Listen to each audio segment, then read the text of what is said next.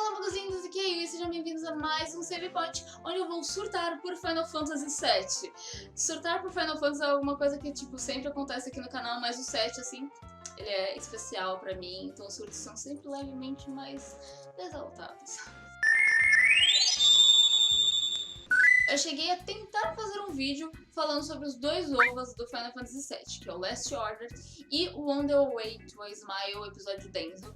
Porém, como continha imagens dos OVAs durante o vídeo, o YouTube não permitiu que eu postasse, e apesar de eu achar que eu não recebi nenhum tipo de punição no meu canal, digamos assim, eu não tenho como postar ele. Então, ao invés de fazer um vídeo falando sobre os dois OVAs, que nem eu tinha em mente, eu decidi já começar com essa série onde eu vou falar sobre cada um dos capítulos do livro On The Way to a Smile, sendo que esse primeiro aqui, que é o do episódio Denzel, eu pretendo fazer meio que uma comparação do OVA com o livro, porque apesar do OVA ser muito bom, ser bem feito e tal, tem muitas coisas que ficam em aberto no OVA, porque como ele é bem rapidinho, ele é bem curtinho, eles não entram nesses detalhes. Ele fica meio jogado, tipo, você só sabe a sequência de fatos, mas só fica jogada aquelas informações pra você.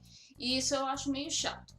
Se você não conhece, o On The Way to a Smile é uma novel oficial da Square Enix, que eu não sei o ano que ela foi lançada, porém eu sei que ela só veio no Brasil, ela só veio, na verdade, pro inglês muito recentemente, o que é péssimo, porque assim, se você assistiu o Adventure Children e jogou Final Fantasy VII, provavelmente você tem milhares e milhares de perguntas sobre o que caralhos está acontecendo naquele filme.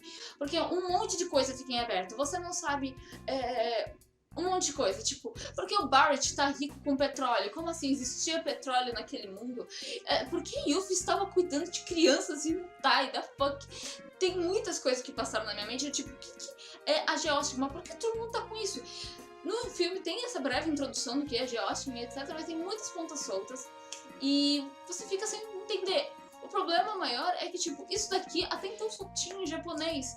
Então, se você queria entender melhor, você tinha que depender da boa vontade de fãs da série que manjavam de japonês e que tinham um livro ou pra traduzir ou pra fazer um vídeo, que nem eu tô fazendo agora, explicando tudo o que tá acontecendo. Isso eu acho péssimo, porque, tipo, eu como uma grande fã do 7, tipo, era uma coisa que eu queria muito. Eu queria saber o japonês pra poder ler o On The Way to a Smile, pra entender o que tá acontecendo. E finalmente, eu tenho esse livro. Esse livro aqui eu comprei início do ano passado, não lembro. Assim que a Amazon começou a vender livros e outros produtos físicos aqui no Brasil, eu comprei. Mano, a entrega foi muito rápida. Eu comprei num dia, veio no dia seguinte, como você, Amazon. E mano, foi maravilhoso. Tipo, chegou tudo certinho, rapidinho. Comecei a ler. O primeiro episódio que eu li foi o da Yuffie. E depois eu comecei o do Denzel. Quando eu tava na metade da Tifa, aconteceram muitas coisas no episódio da Tifa. Eu falei, mano, eu preciso parar, eu preciso gravar.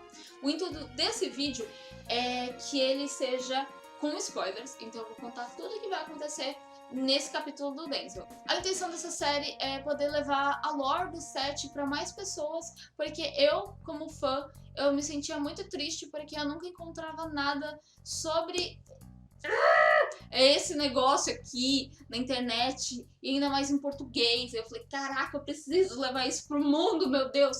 Ainda mais depois que saiu o Final Fantasy VII Remake e veio um monte de gente com teoria da conspiração errada sobre a Geostigma. E eu fiz um vídeo que vai estar aqui, onde eu basicamente foi uma live onde eu tava tirando a dúvida e debatendo a lore com um monte de gente. Eu falo por que a Geostigma não é aquele negócio negro que aparece atacando a Alice no trailer, tá? Chega de enrolação, Yu! Tanto o OVA quanto o livro On The Way to a Smile, episódio Denzel, começam da mesma forma, que é com o Denzel num café, num barzinho, meio longe de Midgar e de Edge. Se você jogou o 7 e não conhece esse nome de cidade, Edge, não se preocupe, porque isso também só foi explicado direito no livro. Ele tá lá de boas, aí ele tá esperando o Rive chegar. O Rive chega, então começa um diálogo onde ele tá contando as experiências dele, porque ele quer fazer parte da WRO. A WRO, ela é bem explorada durante o Age of Cerberus, e ela é explicada também lá muito bem, que ela é basicamente uma corporação criada pelo Rive para que eles comecem a proteger o planeta, digamos assim. Depois de tanta exploração de Midgar, a WRO ela tenta defender o planeta, mas também ela é uma instituição militar. Então tem muitos casos de tipo ter que tomar atitudes mais drásticas e invadir um local com metralhadoras e fuzis. Tipo isso, sabe? Então a WRO faz tanto serviços mais tecnológicos quanto serviços mais pesados, militares, que nem a Shinra, só que digamos que é uma Shinra boa, quem tá conduzindo é o Rive. E assim, o Rive desde sempre foi um cara legal. Isso não é o caso. A questão é que, tipo, o Denzel começa a contar a história dele, eles estão... Nota, o bar que eles estão se chama Johnny's Heaven. Johnny, aquele personagem do início do Final Fantasy VII, que conhece e é amigo da Tifa, ele decide fazer um Seven Heaven dos Johnny, porque ele se inspirou muito na Tifa e pá. É tipo uns detalhes inúteis que eu adoro. O Denzel começa a contar a história dele, de porquê e como ele se tornou um órfão. Inicialmente, ele conta um pouco dessa interação dele com os pais, em que ele era uma criança que vivia na alta sociedade. O pai dele trabalhava pra Shinra, então ele tinha uma vida muito boa. Só que assim, tem uma cena que é muito interessante, que é legal porque isso reflete no futuro, em que o pai dele faz piadas sobre as pessoas que moram na favela de Midgar. Falando tipo, ai Denzel, você precisa agradecer a comida que você está comendo, porque se você fosse uma criança da favela, você tinha que comer rato, você ia ter que caçar ratos. E tipo, é uma brincadeira de adultos, sabe? Os pais dele estão rindo, zoando com ele, mas ele não sabe isso, porque ele tem 8 anos, 7, 8 anos nessa hora. E ele bem o que acredita nisso. Acontece que, enquanto está rolando a explosão do primeiro reator, que é no início do jogo, sai a notícia lá na televisão, que os reatores estão sendo atacados, etc, etc. No filme, meio que tipo, rola a explosão e pouco tempo depois, quando tá rolando, se não me engano, a explosão do reator 5 ou alguma coisa assim, eles já estão bolando a destruição do pilar do setor 7. Sendo que no livro dá a entender que quando já rola a explosão do reator 1, a Shinra já tem a pretensão de explodir o pilar do setor 7. Esclarecendo algumas coisas, se você não jogou, basicamente a Shinra decide destruir o pilar do setor 7, que segurava a plataforma de cima para desabar na plataforma de baixo e colocar a culpa nos avalanches. E o Rive, ele meio que dá no jogo, tipo, não, isso é errado, mas tipo, todo mundo tá dane-se, vamos botar a culpa neles. Quando isso acontece, o pai do Denzel liga desesperado pra casa, falando que ele precisa falar com a mãe do Denzel. A mãe não está lá, o pai chega e fala, a gente precisa sair daqui. Ele fala que ele tem informações confidenciais da Shinra de que vão destruir o pilar daquele setor e eles precisam sair imediatamente de lá para ir pro setor 5, onde ele já tem uma casa comprada e etc, etc. A mãe do Denzel, ela fica muito indignada de tipo ter aquela informação e não poder falar daquilo pros vizinhos que moram naquela região. Então ela volta pro setor 7, ela manda o Denzel ficar com o pai dele. Então o pai do Denzel, desesperado, fala pro filho ficar com um amigo dele, que é o Arkham. O Arkham vai lá e começa a cuidar meio que do Denzel, enquanto os pais estão resolvendo os problemas dele. Na casa nova do Denzel, basicamente só tem tipo uma TV de tela plana gigante e é isso. E ele fica lá assistindo. Só que aí, enquanto ele tá assistindo, começa um noticiário especial, ou sai do ar, eu não lembro o que acontece, onde é noticiado que o setor 7, o pilar do setor 7 cai. O Denzel foge da casa que ele tava e vai até o setor. Essa cena, ela é muito tensa e ela é muito impactante pra mim, porque ele chega no reator e tipo, tá tudo desabado, tem tipo um buraco imenso. E aí os guardinhas da Shinra param ele e falam, ô moleque, você tá maluco? Você não pode ficar aqui não. Cadê a sua casa? E aí ele aponta pro buraco e os caras ficam tipo, poxa, velho, nossa aí. Você sabe onde tá seus pais? E ele volta a apontar pro buraco. E tipo, os caras ficam... E tipo, os guardinhas falam, não esqueça, criança, quem fez isso foi o Avalanche. Lembre-se disso pra um dia você poder se vingar.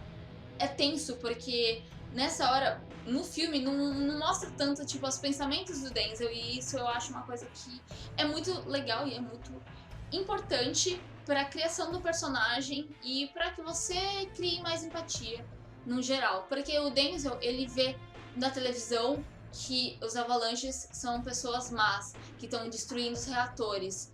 Só que ele escuta do pai dele falando que os Turks vão destruir o pilar do setor 7. E ele fica, ué, então os Turks e os Avalanches fazem a mesma coisa? O que difere que um deles seja mau e o outro não? Para uma criança de 8, 10 anos na época, pensar nesse tipo de coisa é bem tenso, na minha opinião. O Denzel acaba adormecendo em algum lugar aleatório e o Arkham encontra ele enquanto ele dorme e leva ele de volta para casa dele no setor 5. Junto com uma cartinha ele deixa alguma comida e tal, e na cartinha ele fala que ele não pode ficar lá porque ele tem que voltar a trabalhar, mas que em breve ele pretende voltar para poder cuidar dele. Só que nisso, o Denzel fica tipo, mano, o que diabo tá acontecendo, sabe? E como ele é uma criança meio mimada, ele fica nervoso, tipo, ai, a comida tá fria, não sei o que, sabe? E aí ele pensa, meu pai deve estar trabalhando, porque deu uma zona, né? Então ele deve estar muito ocupado. E a minha mãe, ela deve estar ajudando os nossos vizinhos. Tudo bem, eu vou procurar pelos meus pais. E aí ele sai de casa e ele vai, tipo, tocar em todas as campainhas dos vizinhos, porque afinal o pai dele trabalha na China, o pai dele é importante. As pessoas devem conhecer. Só que todas as casas em volta não tem ninguém. Todas as casas estão abandonadas. Aquele setor que dá a entender que as pessoas estavam começando a se mudar para aquele setor, ou que estavam morando naquele setor se mudaram. E tecnicamente aquilo seria um setor onde ficariam familiares de membros da Shinra. Ele começa a andar sem rumo, e isso é uma coisa que eu não gostei muito do Ova, porque aqui, pelo menos no livro, você está justificando por que ele saiu de casa, sabe? Você está mostrando as motivações dele. No filme, eu simplesmente fiquei, mano, o maluco tá saindo de moleque, 10 anos, saindo de casa pra ficar andarilho na rua, sendo que pelo menos lá o Arkham disse que vai, tipo, o cara se comprometeu a cuidar dele, o moleque irresponsável, sabe? Não, tipo, ele começa a procurar, e nisso ele encontra um aviãozinho, que é uma réplica da Heimdall, se não me engano, e aí na raiva ele acaba jogando a Heimdall de longe e quebra o vidro da casa de uma senhorinha. Essa senhorinha é a Ruby, que é a senhorinha que também aparece no filme. Ela tenta falar com ele, ele começa a chorar, e quando ela leva ele pra dentro da casa, ela tá meio que fechando a janela. No filme com um pedaço de pano, no livro com fitas. Ela pergunta onde você mora e tal, você começa a perguntar.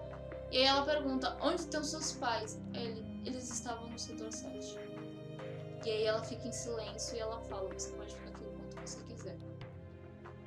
Assim, isso é outra coisa que, tipo, é uma atitude que você fica se questionando por que uma senhora de idade vai dar abrigo pra um moleque do nada, tipo um órfão, só porque ele falou que os pais deles morreram no ataque do setor 7, sabe?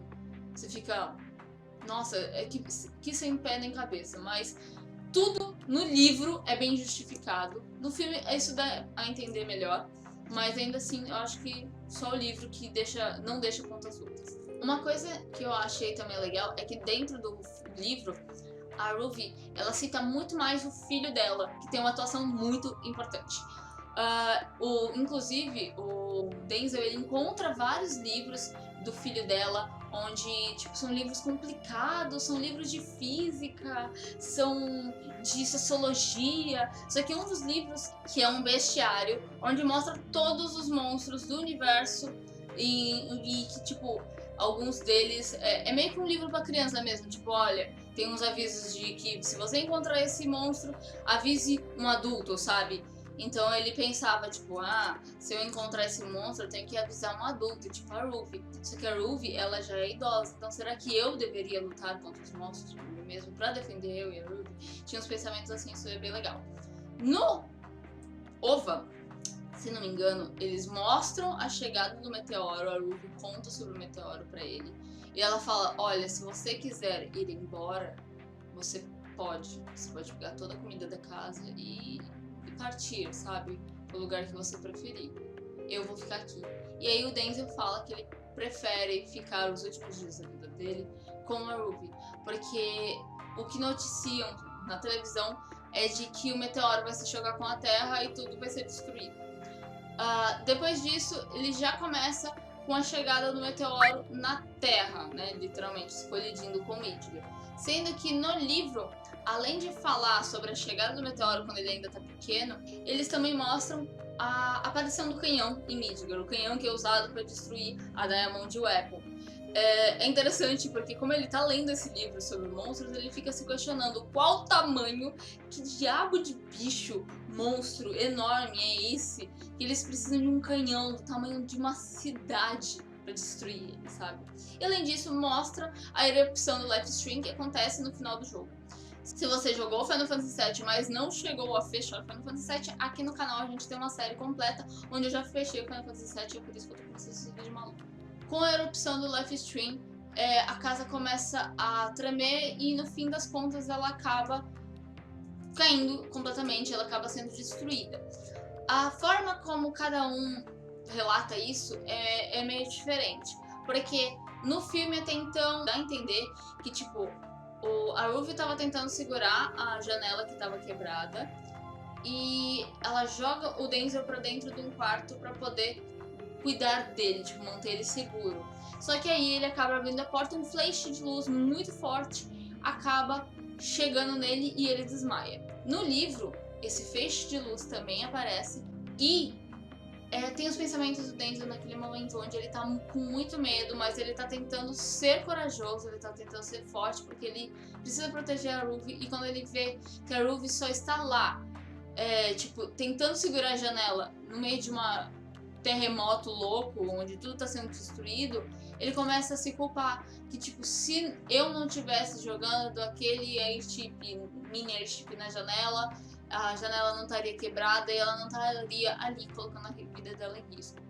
Acontece que a casa toda desaba. No dia seguinte, ele conversa com a Ruby, ela tá muito fraca, e ambos as Ova e livro, ambos retratam da mesma forma. Ela pede pra ele dar uma volta. Só que quando ele volta pra casa no filme, ele vai chacoalhar ela e ela cai já com toda a gosma saindo dos olhos, nariz, boca, é uma coisa horrorosa. Mas, tipo, já acontece essa cena, tipo, pá, na sua cara. No livro relata que ela estava muito calma e serena. E aí ele tenta acordar ela e quando ele mexe muito nela, ela se vira e isso começa a escorrer.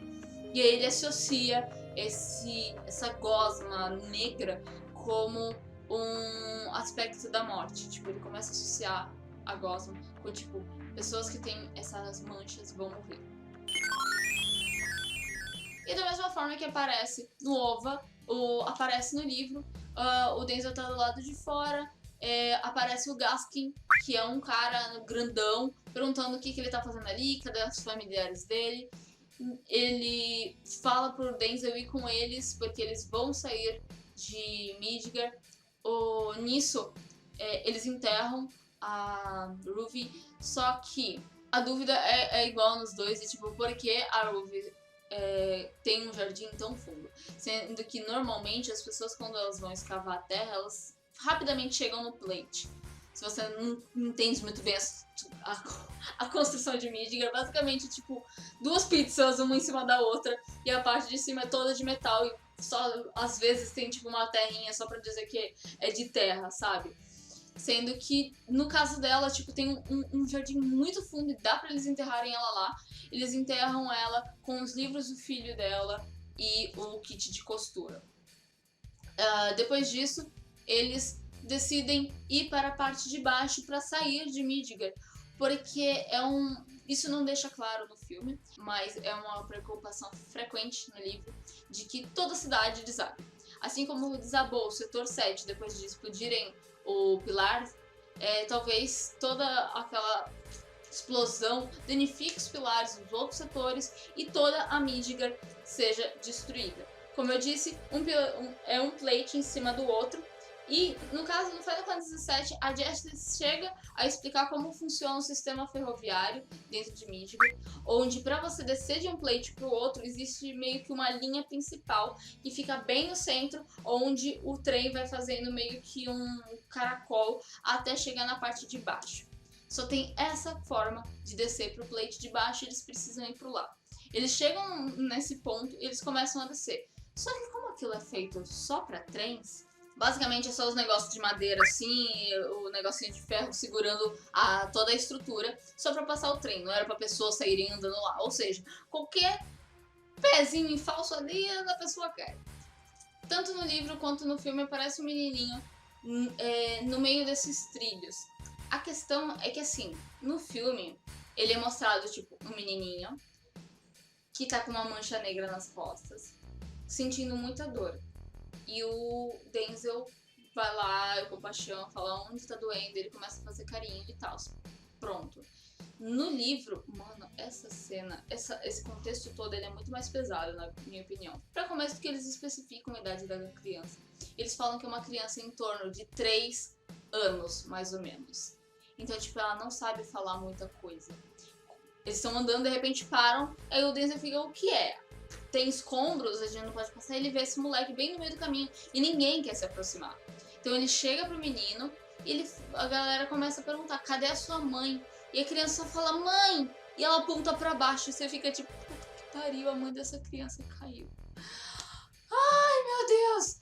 Aí meio que o Denzel afasta a criança pro lado e as pessoas podem ir indo, apesar das pessoas começarem a falar, ele tem a marca, ele tem a marca. E tipo, é uma criança de 3 anos, uma criança de 10 anos, ninguém tá entendendo nada. E aí o Denzel, ele chega a ficar com raiva desse moleque, porque ele tá gritando muito, ele tá chorando muito. Só que aí ele lembra da Ruby, que ela foi muito boazinha quando ele estava chorando muito, quando ele estava gritando muito. E aí ele meio que se sente culpado por ter aquele sentimento de raiva do moleque. E aí é quando ele pergunta onde dói. E ele começa a fazer meio que massagem nas costas dele, falando que quando ele tinha alguma dor, a mãe dele fazia massagem e isso ajudava. E ele espera que o menino também ajude. O menino começa a se acalmar, só que ele fica por muito tempo. Ele diz que a galera fica meio que um tempinho lá. E ele não sabe, pra ele foram dias, mas pode dizer que foram só horas ou alguns minutos que ele ficou lá fazendo massagem e ele só parava, tipo, pra trocar o braço. Até que tem um momento que o menino adormeceu pra ele e ele continuou enquanto ele tava adormecido. Só que aí chega uma pessoa e fala assim, eu acho que ele está morto. E é realmente, essa pessoa que se aproxima é uma mãe com uma criança de colo, se não me engano, e uma menininha segurando a mão. E eu não lembro muito o contexto, talvez porque eu não entendi muito bem o inglês mesmo. E aí ela pega um casaco e ela fala, esse casaco é da minha irmã mais velha, mas ele não serve pra mim, então pode ficar pra ele. E ela cobre esse menino pra que as pessoas não fiquem olhando o corpo. Nisso o Denzel repara que, tipo, não tem uma irmã mais velha. E aí a menina fala, agora ele tá com a minha irmã. Na hora, essa mãe com essa criança começam a ir embora e ele vê a mochila de chocobo da menina e ele vê que a mão que tá segurando a mão da mãe tá com uma mancha negra também. Outra cena que eu achei importante, porque logo em seguida, no filme e no livro, acontece que eles estão nos escombros, etc. E o Denzel encontra uma mochila com alguns doces e o Gaskin fala, coma enquanto pode. É capaz de que todos aqui acabem morrendo. A gente não sabe como essa doença é transmitida. Então, coma enquanto pode para poder sobreviver.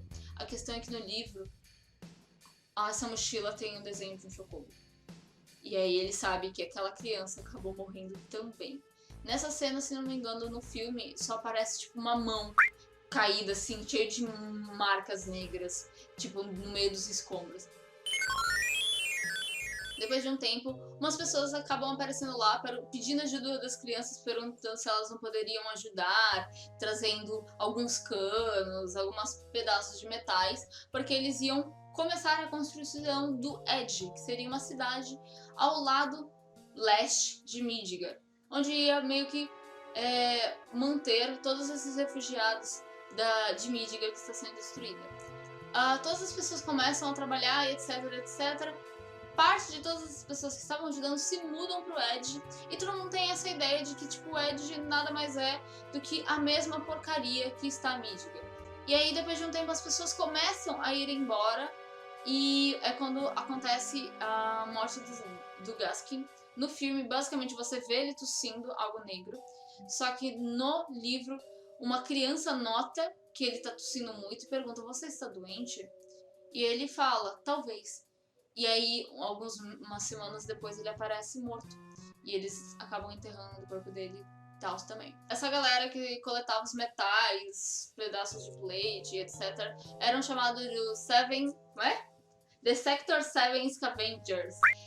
E meio que todo mundo vai debandando e tal. Algumas crianças acabam morrendo também pela doença. E acaba ficando só o Denzel e o Hicks, que é um amigo dele. Eles ficam naquela dúvida de ai, vamos pro Edge, não vamos pro Edge, a gente tá começando a passar fome, não temos mais comida, o que a gente faz? É quando vem a treta mor, onde o Denzel fala: talvez devemos caçar ratos. Isso é tenso porque, tipo, no filme não é citado no momento aquelas memórias dos pais dele, e no livro é. Porque ele fala: meu pai disse que crianças que moram na favela, elas tinham que caçar ratos. Talvez a gente tenha que caçar rato para sobreviver. E o moleque, ele fica full putaço. Porque ele é um moleque da favela e, tipo, mano, o que vocês pensam da gente? Que a gente come rato, sabe? Ele fica muito pé da vida e ele abandona o Denzel sozinho. O Denzel não tenta ir atrás dele, porque ele sabe que ele tá errado. Isso tudo se dá em, tipo, uma passagem de 2 anos. Quando foi destruído o pilar do setor 7 e até esse momento em que ele está sozinho em Midgar. Passaram 2 anos, ele já tem 10 anos. Pelo menos é o que deu a entender. Ele começa a caçar ratos e etc. É nesse momento que ele encontra uma moto perto do setor 5, perto de uma igreja. Na moto ele vê o celular, ele tenta pegar o celular, começa a ligar pro número da casa dele e fala que todos os números do setor 7 estão desativados. E aí ele tenta ligar pro último número, que aquele número tinha recebido, efetuado uma chamada, e o número se chamava Seven Heaven. Quando ele liga, quem atende é a Tifa perguntando pelo Claude, porque aquele é o celular dele, aquele é a moto dele. E aí ele não sabe o que responder, ele só fica tipo: eu não sei onde eu tô, eu não sei quem é você, eu não sei o que eu faço. E aí, na hora que ele vai falar alguma coisa, ele começa a ter uma forte dor de cabeça, uma pontada horrível.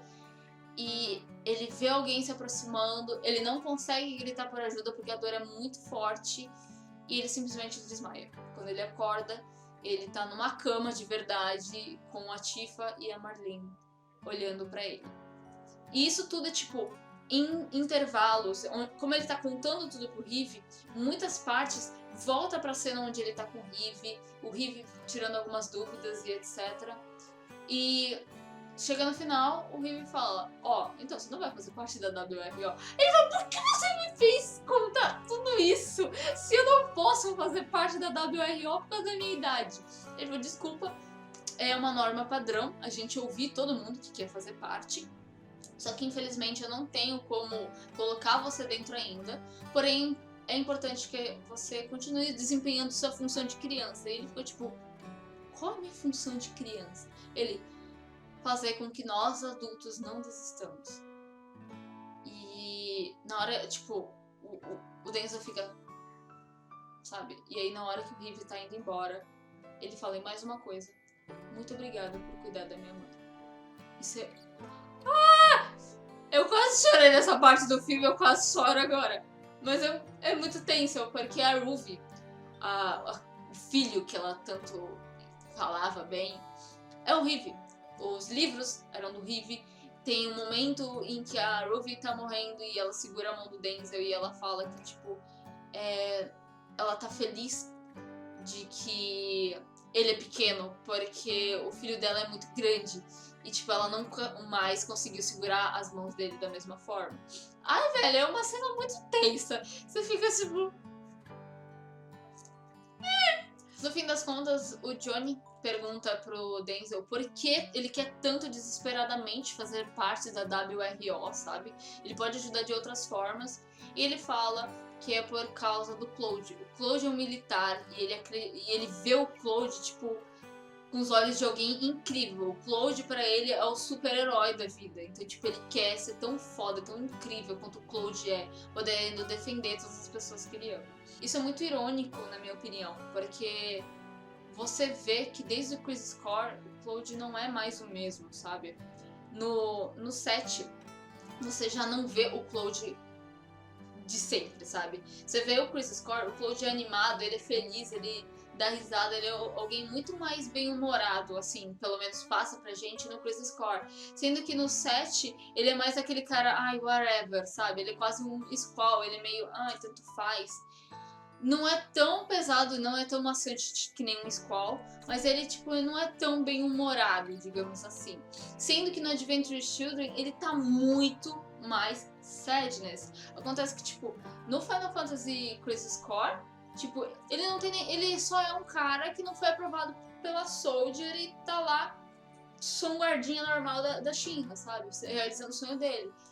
Só que aí, tipo, no 7, ele já é o cara que a vila onde ele morava pegou fogo, ele não tem mais a mãe, a família, tipo, todos à volta dele foram mortos. E, tipo, o melhor amigo, apesar de ele não lembrar, já não vive. E, tipo, ele não pode fazer nada. O Zack foi metralhado e, tipo, ele só tava lá vegetando. E aí chega no filme, é ainda pior, porque ele deixou a Ares morrer, sabe? Então é um peso que ele carrega de todas as mortes que ele não pôde impedir. Eu acho isso bem tenso, porque, tipo, o Denzel quer ser um herói pra salvar as pessoas que ele ama, da mesma forma que o Cloud. O Cloud se sente inútil por não ter salvo as pessoas que ele ama. Isso é muito fucking pesado. O vídeo deve ter ficado enorme, imenso, mas, mano, eu precisava entrar em detalhes, eu precisava falar sobre a história desse episódio, porque ele é lindo, maravilhoso, um tchutchuco! Eu precisava compartilhar isso com todo mundo para que as pessoas saibam dessas histórias do set.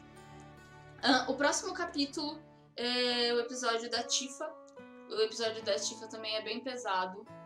Eu achei bem pesado, na verdade, você vai... Durante o livro você se depara com as angústias de cada um dos personagens, coisas que você não vê ao longo do jogo, você não se preocupa tanto ao longo do jogo e nem mesmo ao filme. Por mais que a Tifa dê aquele esporro no Cloud, mano, ainda não é a mesma coisa do que você ler um livro onde tá detalhado os sentimentos daquele personagem diante daquela situação.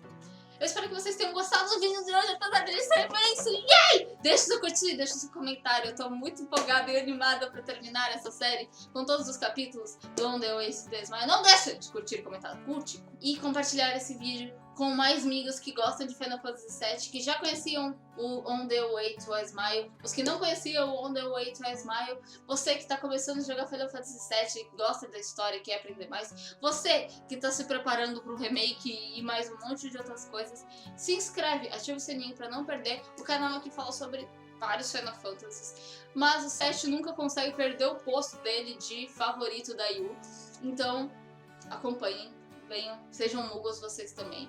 Eu não vejo a hora de terminar essa série falando sobre o livro, e assim que essa série terminar, começam os gameplays semanais de Digimon Cerberus. Eu tava pensando, será que vão ser semanais ou eu posso colocar 2 vezes por semana? Vai depender de quantos episódios vão ter no total. Então eu vou me dedicar muito a ler rápido esse livro pra terminar essa série e começar toda a continuação do 7. E é isso. Beijinhos, tchau, tchau.